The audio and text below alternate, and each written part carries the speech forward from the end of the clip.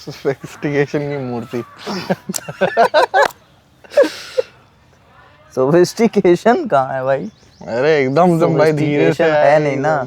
धीरे से आए, बैठे एकदम पैर ऊपर करके, एकदम एकदम चौड़े तो हो ये गए। हम लोग का नया सेटअप है। अरे हाँ, ये हम लोग का नया सेटअप है, नया सेटअप इज आउटडोर।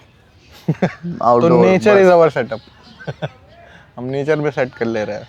भाई जो हम अपनी आंखों से देख सकते हैं वो कैमरे से कैसे दिखाएं? वो तो नहीं एंड द हो पाएगा आंसर इज सारा कुछ। सिंपल, पॉइंट आउट कर दो कैमरे को उस तरफ। लेकिन देख रहे हो क्या सेटअप है, कैमरा एकदम रेडी है भाई। सो भाई आज हम लोग, आप welcome back to our channel podcast, बहुत जिसका टाइम नाम के है, बाद। नाम क्या था भाई? Scripted unscripted podcast. ठीक है, अगर हम लोग भूल गए हैं तो आप लोग को तो याद ही होगा। ठीक है, और ऐसे ही यादों में रखिए हमें, क्योंकि हम लोग आते तो है नहीं भाई। हम लोग भी सलमान खान के फैंस हैं। ईद पे आते हैं साल में एक बार। वो पता नहीं क्या डायलॉग है, मैं दिल में आता हूँ समझ में नहीं। हाँ यही डायलॉग था। तो भाई भाई बताइए किस चीज़ पे आप आज हम लोग बना रहे हैं पॉडकास्ट? भाई वही तो पता नहीं है, हम मतलब लोगों ने डिसाइड किया था। एकदम रॉ रख रहे थे ना हम लोग। तो रॉ में क्या है? रॉ में भाई जॉन अब्राहम। ज्यादा रॉ हो उसके जाएगा। बिना रॉ में क्या है? नहीं, हम डिस्कस करने वाले थे यार अबाउट लाइफ। वो तो चल ही रही है भाई। हम डिस्कस करने वाले थे यार। लाइफ चल नहीं रही है, लाइफ आपकी कट रही है। चल तो वही चल रही है, कट रही है, बस एक ही हिसाब है, और क्या ही बताया जाए। बात कर रहे थे यार उस टाइम पे जब हम लोग पॉडकास्ट बनाने वाले थे, तो उस टाइम पे वो बड़ा चल रहा था, कॉन्सर्ट वगैरह का। तो अभी भी चल रहा था, सरकार ने बंद करवा दिया। अच्छा, सरकार ने कॉन्सर्ट थोड़ी ना बंद करवाया। तो अभी टूर वगैरह लोगों के कम है, सिंगर्स वगैरह के जो टूर चल रहे थे। टूर वूर इंडिया में कम है दोस्त। नहीं अरे भाई ऐसे तो वो जितने भी स्टैंड अप कॉमेडियंस हैं उन सबके टूर चलते रहते हैं, भाई चल ही रहे हैं। और फॉरेन भी चल रहे हैं, इंडिया में भी चल रहे हैं। बट इंडिया में जो सिंगर्स वगैरह के टूर हैं, तो उनकी बात कर रहा हूँ मैं, जैसे कि दिलजीत का, और या अभी कोल्ड प्ले था जनवरी में या दिसंबर में था आई गेस। ठीक है, बाकी तो इंडिविजुअल चलते रहते हैं, बट वो उतने बड़े टूर नहीं होते हैं कि परफॉर्मेंस रहती है। तो उसका मैं एक सीन, जैसे कि हमने डिस्कस करा था कि यार मतलब लोग पैसे दे के स्टोरीज खरीद रहे थे कि वो वहाँ पे हैं, तो कि मतलब उन्होंने कॉन्सर्ट ज्वाइन किया, गए हैं वो वहाँ पर, टिकट खरीदी है, बट ये स्टोरी देकर वो खरीद रहे थे, अपनी प्रेजेंस खरीद रहे थे उस कॉन्सर्ट में। तो मतलब किस हद तक फोमो भाई पहुँच चुका है लोगों के दिमाग में। तो वो वाली बात थी। मुझे इस बारे में कोई बात नहीं करनी है। मुझे डर लगता है कि सरकार हमारे सेटअप को तोड़ देगा। सॉरी, सरकार क्यों तोड़ेगी, मतलब कुछ लोग हमारे सेटअप को तोड़ देंगे। इल्यूमिनाटी। लेकिन इस सेटअप को हमारे तोड़ नहीं सकते वो, क्योंकि हम जिस सेटअप पे बैठे हैं उस सेटअप काफ़ी धार्मिक है। समझ रहे हो आप?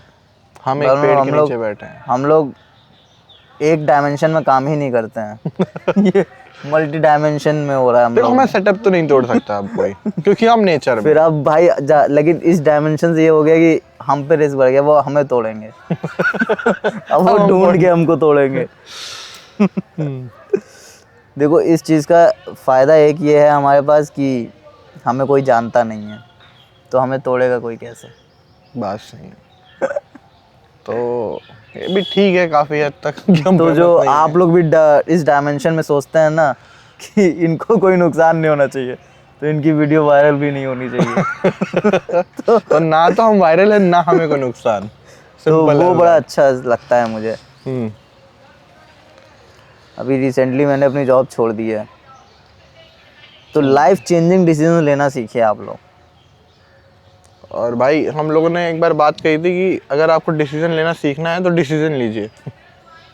जैसा कि This sentence doesn't make sense.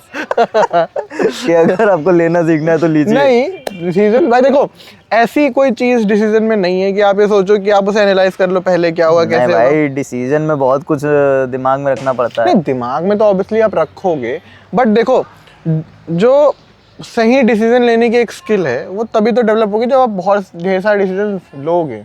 सही डिसीजन तो सिर्फ एक रैशनल आदमी ले सकता है, लेकिन रैशनल आदमी तुम्हें लगता है कभी सही डिसीजन ले सकता है? हाँ, क्योंकि भाई वो मुझे लगता है जब वो सही डिसीजन लेगा उसमें भी वो इफ एंड बट निकाल लेगा भाई। नहीं इफ एंड बट तो निकालेगा, कॉन्स प्रोस हो जाएंगे बट उसके। उसमें वही है ना कि वो जो बर्नार्ड थ्योरी है कि सबसे बेस्ट ऑप्शन उनमें से चुन के उसके बाद जो ऑप्शंस रहेंगे उनमें सबसे अच्छा बेस्ट ऑप्शन चुन सकता है। भाई वो बेस्ट ऑप्शन कैसे है?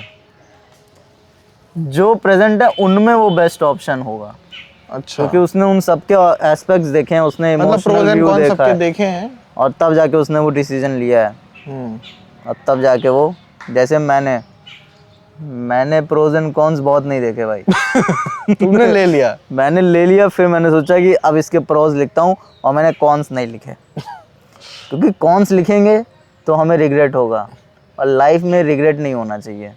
भाई मैं तो यही सोच रहा हूँ कि लाइफ में दो ही चीज़ें बची हैं जो कांस्टेंट है, एक तो रिग्रेट है। क्योंकि देखो लाइफ में जब कुछ घटता नहीं है तो सिर्फ और सिर्फ रिग्रेट ही आता है। अब आप अच्छा डिसीजन लेके आए हो, बुरा डिसीजन लेके आए हो, घंटा फर्क नहीं पड़ रहा। तो रिग्रेट तो भाई देखो आना है, तुम चाहे अच्छा लेके आओ चाहे बुरा लेके जाओ, तुम जिस जगह पहुंचोगे वहाँ पे रिग्रेट तो तुम्हें पता होना ही है, है। एक बार मैं क्लास 12th में था, तो एक लौंडे ने मेरे से एक बात कही थी, ठीक है। तो उस टाइम पे बड़ा ऐसा आईआईटी और ये सब बड़ा ट्रेंड चलता था, ठीक है।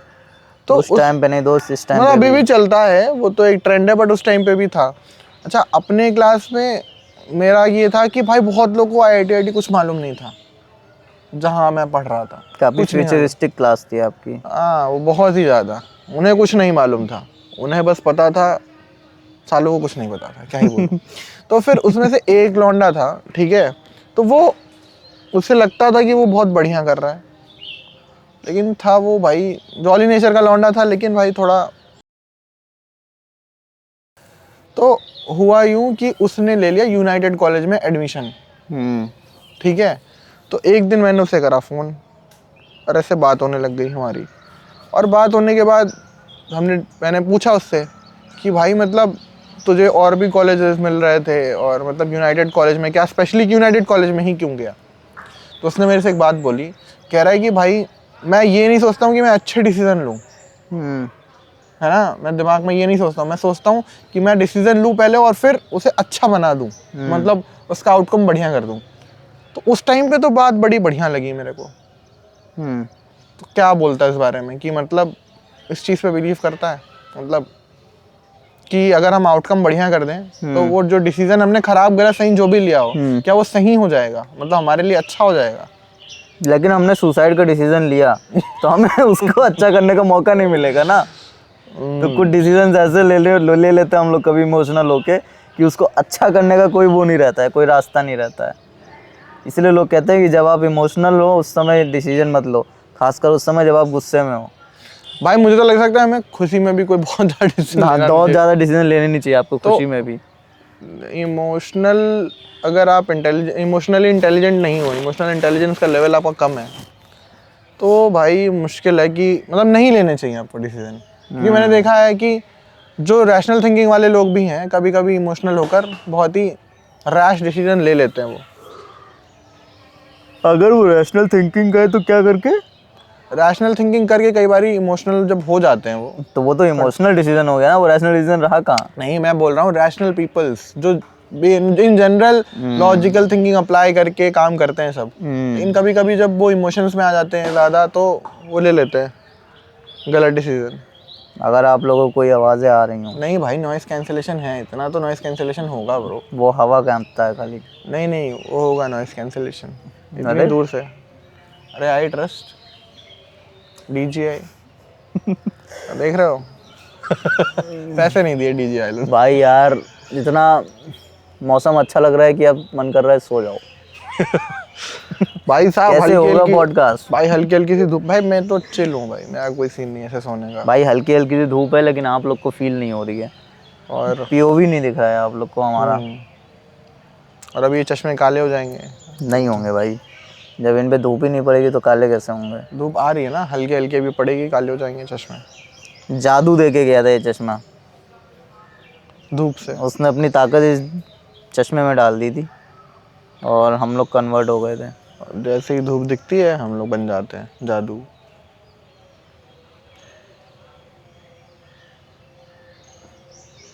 तो भाई हर समय बोलना जो नहीं होता, शांति एंजॉय करो आप लोग भी भाई।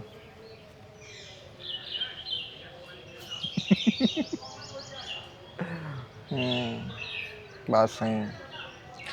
शांत बैठना बड़ा मुश्किल काम है यार। बहुत मुश्किल काम है भाई। भाई आज के टाइम शांत पे बैठना इन द सेंस कि शांत बैठना, अगर बैठ भी गए दिमाग शांत करना बहुत मुश्किल काम है। दिमाग तो शांत, मैं कह रहा हूँ कि भाई आजकल लोग अकेले बैठ नहीं पाते हैं यार। सबसे बड़ी परेशानी तो यही है आज के टाइम पे। मोबाइल के बिना मैं आपसे कह दूं 10 मिनट बैठ जाओ यार, 15 मिनट बैठ जाओ, यू विल बी लाइक अरे भाई ये क्या हो गया, ये क्या हो गया भाई, ये क्या बता दिया मुझे, ऐसा सीन हो जाएगा। मोबाइल के बिना बैठना नहीं चाहिए, तो आप अकेले में खड़े रहो। मतलब मेरा मतलब ये नहीं है मैं धीरे धीरे रवि गुप्ता बनता जा रहा हूँ, क्या नहीं बनूंगा, रवि गुप्ता तो आप है। नहीं भाई देखो, कहने का मतलब ये है कि यार हम लोग अकेले एक बैठना पैरोडी बना सकते हैं जिसमें तुम रवि गुप्ता रहोगे। हम लोग पैरोडी बनाएंगे कैसे? वो बंदा खुद ही पैरोडी पे काम करता है। उसका पूरा पॉडकास्ट पैरोडी होता है भाई, तो उसकी कैसे पैरोडी कोई बनाएगा? अरे यार। सारा इंटरव्यू में जाता है, कहता है मैं शैम्पू की बात भी किससे कर रहा हूँ, वो टकले इंसान से, और ये बीबीसी का इंटरव्यू है। कह रहा है मैं पहले खाऊं फिर इस्तेमाल करूं, मैंने शैम्पू खा के देखा। टाइमिंग बढ़िया है उसकी और काम सही है। तो आपको बहुत ज़्यादा एनर्जेटिक होने की ज़रूरत नहीं है, लथार्जिक होके भी आप लोग दुनिया को रन कर सकते हो। ये कोड आप ना लोग पता है, बात समझे हो? ये कोड मैंने क्लासमेट की कॉपी के पीछे देखा था। है भाई, मतलब मेरा कोड मतलब फ्यूचर से मतलब। देखो ये शायद ऐसे लिखा था कि बिल गेट्स ने बोला है कि अगर आपको अरे कोई काम बिल गेट्स करवाना है, का तो पता है सबको कि आलसी आदमी को दे दो वो करके दे देगा। वही है ये।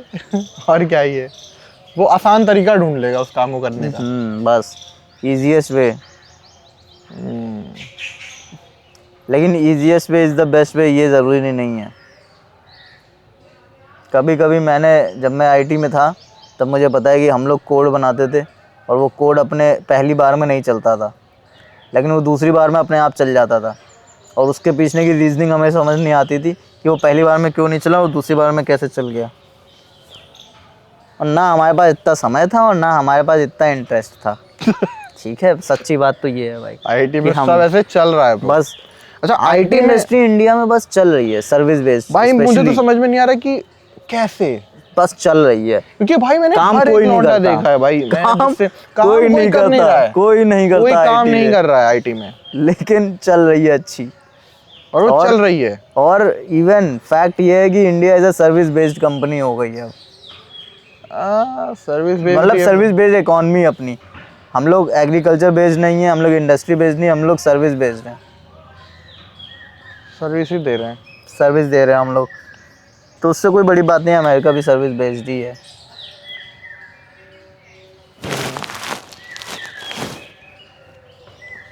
हम लोग एग्रीकल्चर बेस्ड नहीं है। नहीं है भाई, हमारी इकोनॉमी 17% एग्रीकल्चर पे है, 18%। और सो दैट सर्विस पे 50+। 50+ फॉर। तभी तो हम लोग सर्विस बेस्ड हैं।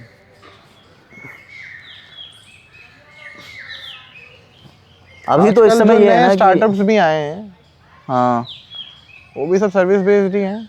सब वैसे ही हैं, सब ऊपर नीचे उसी के हैं आगे।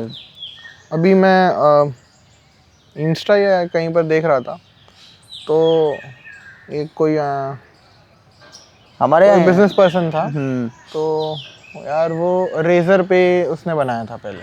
क्या है, रेजर पे? रेजर पे ऐप, अच्छा हाँ, पेमेंट रेजर वाला पे, ना। हाँ है। तो उसका जो फाउंडर था, जिसने अब तब तो रेजर पे उसने बेच दिया है, शबीर समथिंग नेम है उसका। तो बता रहा था, मतलब ऐसे एक पॉडकास्ट था तो वो मैंने देखा था। तो उसमें बात यूँ हो रही थी कि इंडिया ये डीप सी जैसा कुछ क्यों नहीं बना रहा, चाइना बना पा रहा है, जो है एआई जैसे कुछ अच्छा क्यों नहीं कर पा रहा है एआई की फील्ड में। क्योंकि यहाँ के जो स्टार्टअप हैं वो क्या स्टार्टअप है, वो क्या है, जोमेटो है, स्विगी है, देखो ये मैं सब एक बात स्टार्टअप हैं। बताऊं, यहाँ के जो स्टार्टअप्स हैं वो कुछ नया नहीं लेके आ रहे हैं, वो कहीं का कॉपी किया और यहाँ पे लाके पेस्ट कर दिया। इवन हम लोग का भी कॉन्सेप्ट तो छोड़ दो, कॉन्सेप्ट तो बड़ी बात है, हम लोग जो कर रहे हैं ये भी कॉपी पेस्ट ही है भाई। किसी ने किया हुआ है, हम उसके बाद कर रहे हैं, ऐसा कुछ करते हैं हम लोग कि किसी ने नहीं किया और हम लोग पहली बार कर रहे हैं, तो अलग बात है। इंडिया में ज़्यादातर यही होता है और हमेशा से होता आ रहा है, 1947 से भाई होता आ आई रहा एम है। टेलिंग यू, इंडिया में नहीं, ये पूरे एक वर्ल्ड की बात तुम्हें बताता हूँ कि ऐसा नहीं हो सकता कभी कि वो टास्क हुआ ही ना हो।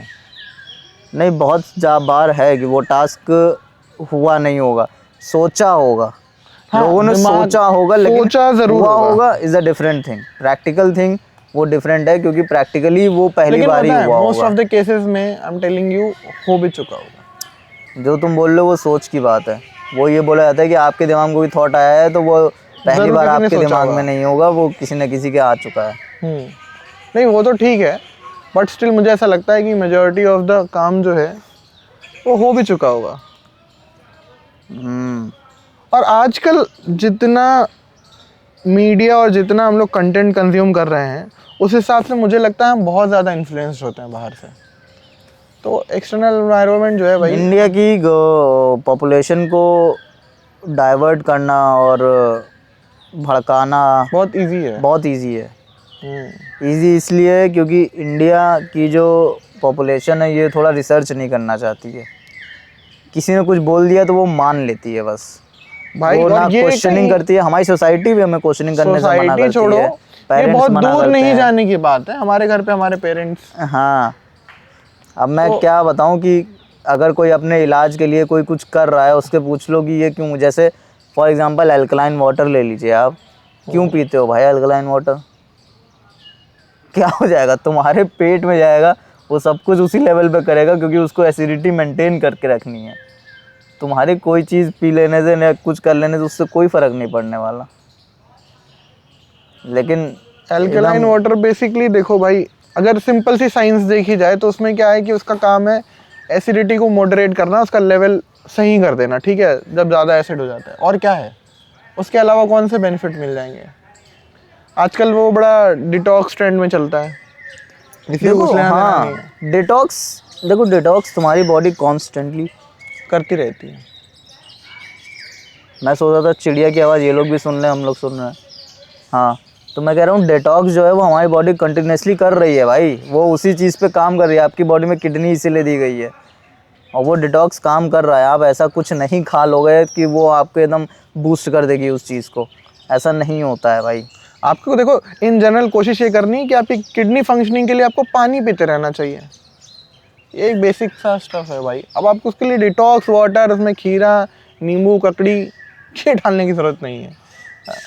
तो देखो डालने की ज़रूरत क्या है कि बात यह है कि न्यूट्रिएंट जो हैं, इलेक्ट्रोलाइट्स जो हैं, वो आपकी बॉडी में पहुंचते रहने चाहिए, क्योंकि पसीने से सिर्फ पानी नहीं निकलता है, पसीने से आपका पूरे इलेक्ट्रोलाइट्स भी निकलते हैं और सब निकलते हैं। तो आदमी क्या करता है कि आदमी जब पसीना निकलता है तो कहता है लाओ पानी पी लेते हैं, लेकिन वो ये ध्यान नहीं देता कि उसके साथ और भी चीज़ें निकल चुकी हैं आपके शरीर से। तो उस चीज़ को भी तो फिल अप करना है, तो वो चीज़ वो जब फिल नहीं होती है तो बॉडी को फिर वो चीज़ें लैक करने लगती हैं धीरे धीरे, और फिर आपको इफ़ेक्ट होंगी। बट यार ये डिटॉक्सिफिकेशन वाला कॉन्सेप्ट बहुत ऐसे ट्रेंड में तो रहता है, बट मुझे वैसा बहुत कुछ समझ में नहीं आता कि बहुत ज़्यादा कुछ उसके बेनिफिट हैं। डिटॉक्स इज भाई, देखो क्या ही है डिटॉक्स, मतलब वही हो गया ना कि ये आप सब अपने आप को आदत डलवा दो किसी चीज़ के बिना रहने की, तो वो डिटॉक्स हो जाएगा। हम मोबाइल के बिना रहना सीख जाएं तो हम एक हफ्ता जैसे मोबाइल को छोड़ दें, तो हम आदत ही तो डलवा रहे हैं अपने ब्रेन को कि भाई चलो अब मोबाइल के बिना रहना है, कुछ और करो, तो हम उसको डाइवर्ट कर रहे हैं, तो वो डिटॉक्स का नाम उसको दे देते हैं फिर। बट आजकल मैं बेसिकली अभी मैं बात कर रहा था, ये सेलिब्रिटीज़ के चोचले चलते हैं, डिटॉक्स वाटर, डिटॉक्स ड्रिंक, तो वो वाला कॉन्सेप्ट जिसमें हम चीजें ऐड कर रहे हैं अपनी लाइफ में, निकाल नहीं रहे। देखो इन द सेंस, अगर सेलिब्रिटीज आपको या कोई कुछ आपको कुछ कह रहा है कि ये खा लो या वो खा लो, तो it's pure and pure business point of view. उनको या तो किसी ने अप्रोच किया है या तो उनका खुद का कोई प्रॉफिट होगा उससे, बिना प्रॉफिट को वो ये चीज़ें बोलेंगे ही नहीं कि आप ये खा लो या वो पी लो। क्योंकि भाई देखो, आता तो उन्हें कुछ नहीं है कुछ नहीं है, ठीक है। क्योंकि आयुष्मान खुराना तो बोल भी रहे थे कि एक प्रोटीन का स्कूप पता नहीं कितने साल लगता है पचने में। और उनसे पूछ लो प्रोटीन बनता कैसे, पता नहीं। प्रोटीन बनता है वॉर्म से, आजकल वीडियोस आ रही हैं कि वॉर्म्स से बनता है और पता नहीं क्या क्या है, हड्डियों से बन जाता है, अरे वो सब पता नहीं किस किस चीज़ों से प्रोटीन वीडियो में बना दे रहे हैं। पता नहीं भाई क्या ही चल रहा है। और प्रोटीन इंडस्ट्री वाले सोच रहे होंगे, लिटरली सोच रहे होंगे, साला ये सब तो हमें भी नहीं पता है कि वो तो ऐसे प्रोटीन बना भी नहीं रहे हैं, कह रहे ज़्यादा हम आटा भेज देते हैं, इससे ज़्यादा हम मॉडरेशन करते भी नहीं, अडल्ट्रेशन, हम आटा मिला देते हैं। अलग ही चल रहा है।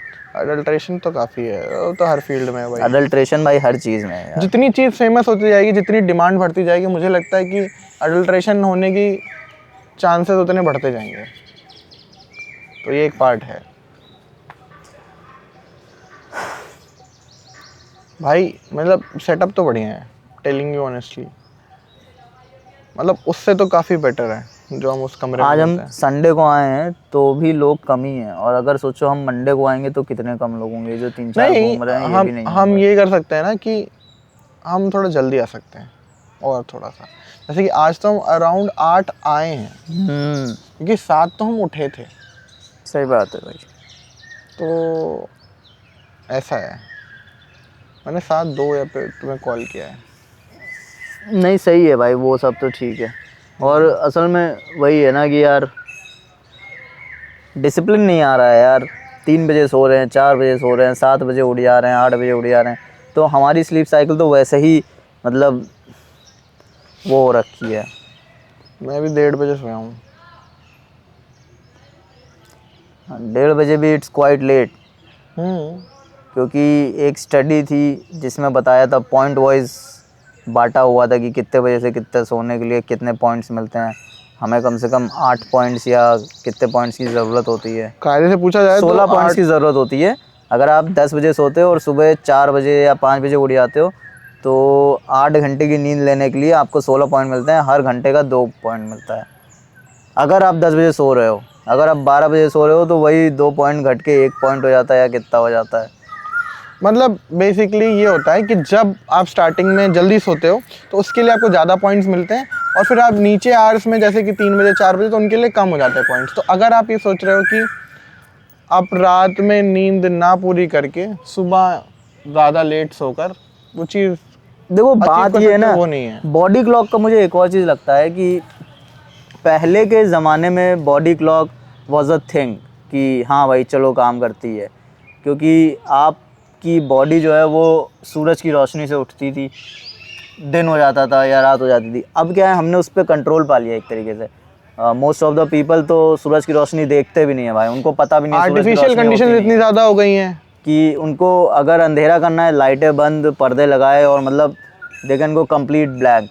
तो भाई उससे नुकसान ये हो रहा है कि हाँ कि बॉडी क्लॉक जो है हमारी खुद की वो बहुत ख़राब हो चुकी है, यूज़ में ही नहीं आ रही है। यूज़ नहीं हो रही है, रस्टी हो गई है काफ़ी, और वो हम लोग को पता नहीं चल रहा है। धीरे धीरे कितना भी हम लोग डिनाई कर लें वो असर पता चलता है।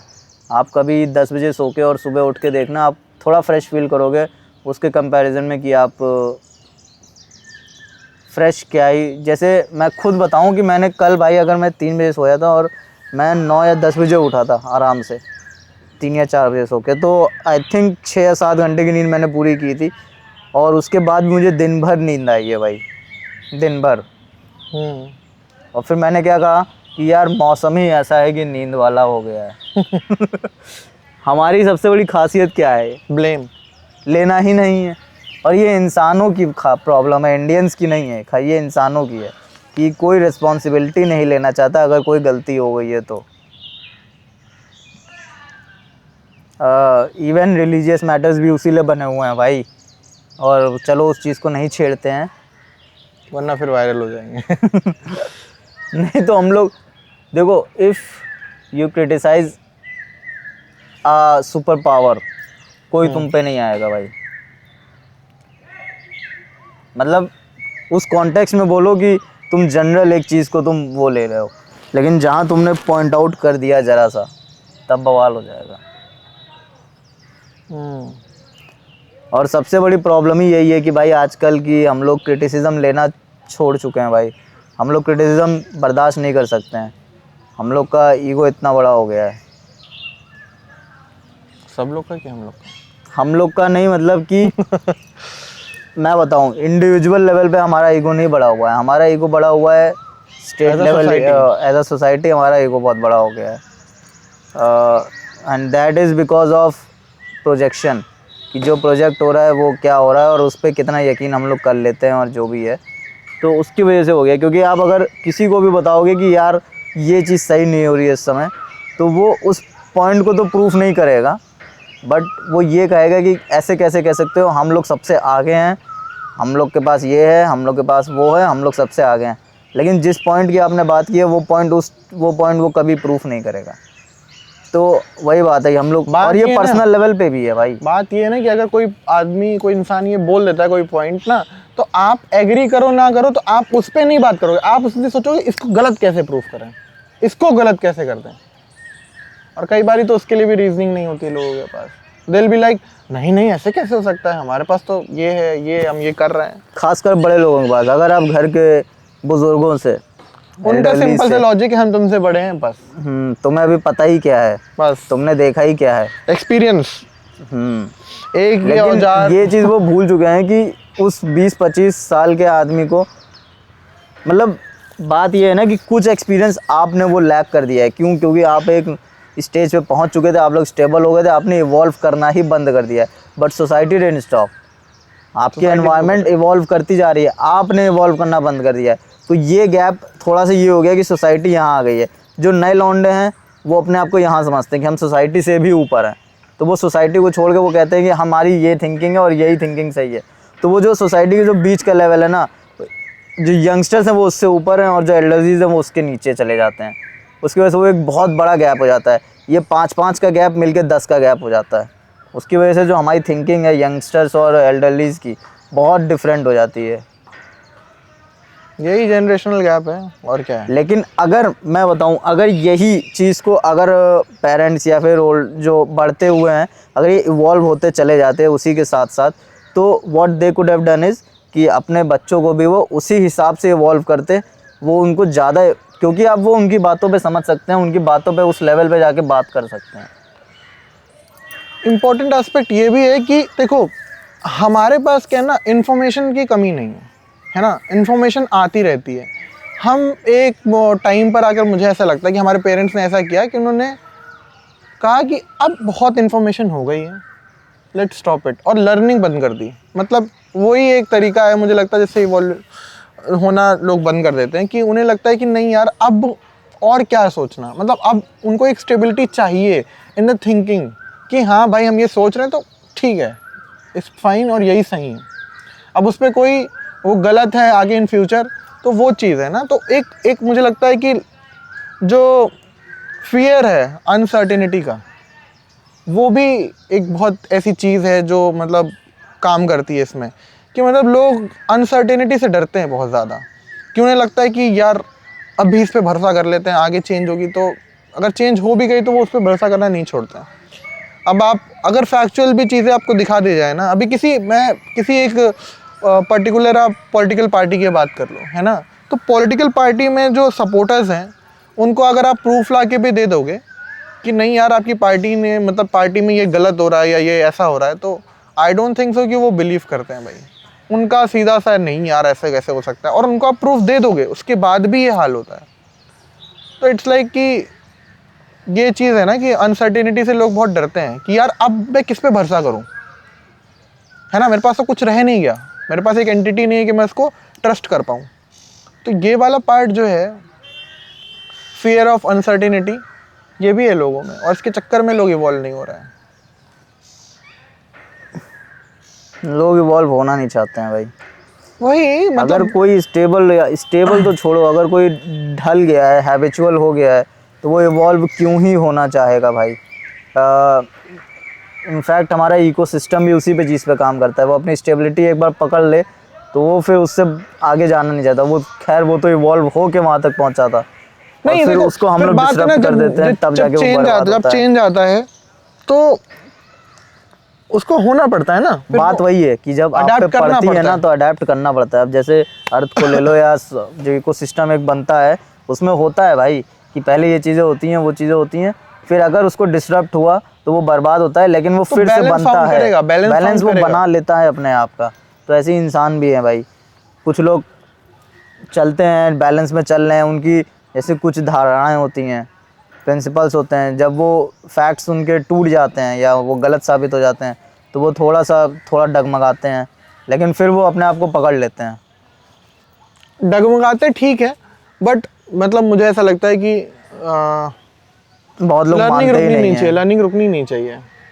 अगर लर्निंग किसी भी स्टेज पे आप ऑब्वियसली आप जो एक स्टेबिलिटी और जो सोसाइटी के साथ आप चलते हो, क्योंकि एज अ सोसाइटी जब बहुत बड़े लेवल पर ये बात हो रही होती है कि लोग स्टेबिलिटी ढूंढ रहे होते हैं थिंकिंग में, तो वो नया कुछ सीख नहीं रहे होते हैं। और अगर आप ये करते हो तो आप ना वो हो जाते हो, क्या बोलते हैं, अंधों में काना राजा वाली बात है ना। तो वो वाली बात हो जाती है कि मतलब आप इकलौते ऐसे हो जो आप ऐसी थिंकिंग सोच रहे हो कि हम नई नई चीज़ें सीखते जाएंगे, इवॉल्व करते जाएंगे, बट सोसाइटी को कहीं आप पीछे छोड़ देते हो।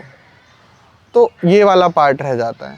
और अभी हमारे पेरेंट्स का क्या है कि एज सोसाइटी देखेंगे तो वो सोसाइटी के पर्सपेक्टिव से बहुत सोचते हैं।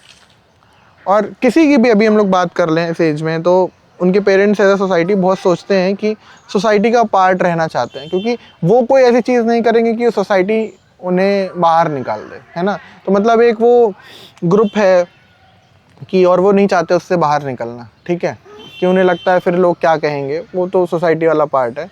तो ऐसी कोई चीज़ नहीं, वो भी नहीं करना चाहते हैं।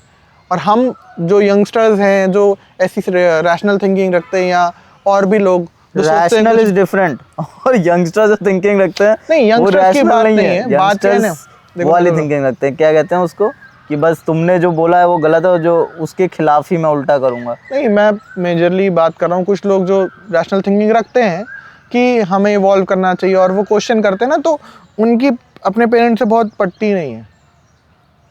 पेरेंट्स नहीं, उनकी सोसाइटी से नहीं पटती नहीं है। सोसाइटी से भी नहीं पड़ती है, ऑब्वियस सी बात है। और parent being a part of society, तो वही बात हो गई।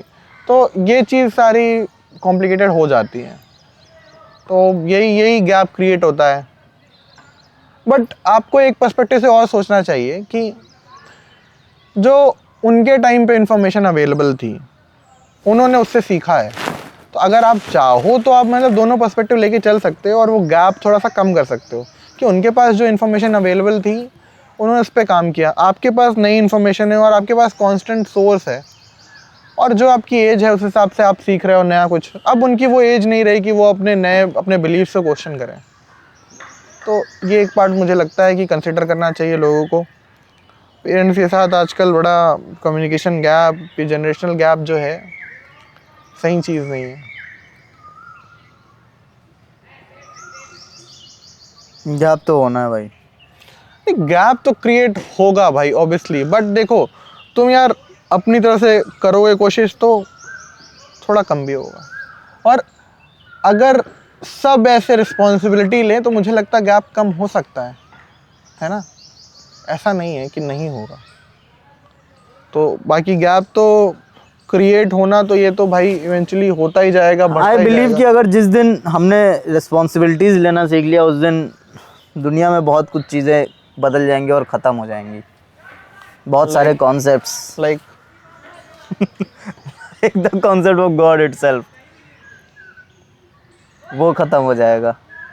बिकॉज हम लोग गलत करते हैं या हमारे साथ जो भी गलत होता है, और जब हमें समझ नहीं आता कि अरे यार ये कैसे हो गया है, एक्सीडेंट हो गया, जा रहे थे बस पलट गई, तो हम लोग को जब समझ में नहीं आता कि ये कैसे हो गया, then we use that is, कोई सुपर पावर थी उसकी वजह से हमें ये प्रॉब्लम हो गई। लोग करना छोड़ क्यों नहीं रहे, बिकॉज अनसर्टेनिटी हो जाएगी फिर।